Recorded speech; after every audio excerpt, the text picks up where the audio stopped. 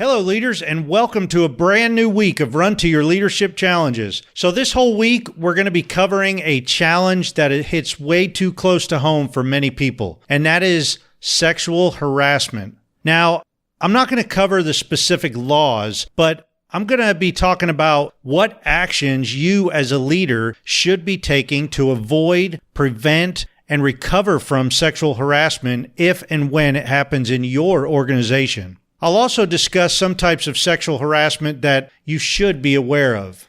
Well, let's be truthful. Sexual harassment is never an easy topic to talk about. But you know what? As leaders, we owe it to our team members to be aware of it and to be prepared to handle it. The greatest responsibility is for us as leaders to set the tone for zero tolerance of sexual harassment in our workplaces.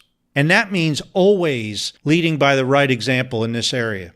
So today, let's talk about how we as leaders set the tone in our organizations. Now, before I get carried away, let me just say that any form of tolerance to sexual harassment in the workplace is flat out wrong. If leaders fail to take action against the smallest infraction of sexual harassment, it shows that they are willing to bend the rules. And with sexual harassment, this just cannot happen.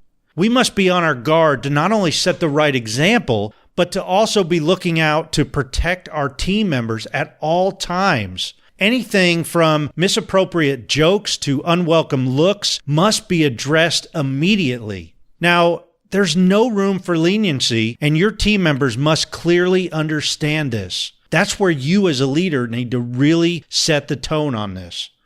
Another point is each team member has a responsibility to speak up when it comes to sexual harassment, especially if they feel uncomfortable. This can be very awkward, and this is exactly why leaders need to be alert of their team environments and always ask questions if anything just doesn't quite seem right.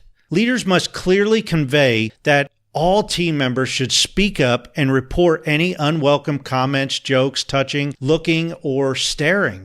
As stated earlier, this always seems to be a difficult topic to openly discuss in the workplace. Leaders set the tone.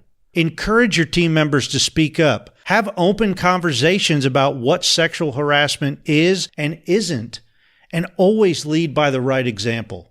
Hey, I hope you enjoyed today's episode. As a reminder, if you want a little extra value each day, please check out my YouTube channel, Current Leadership Coaching, to watch the video version of this show.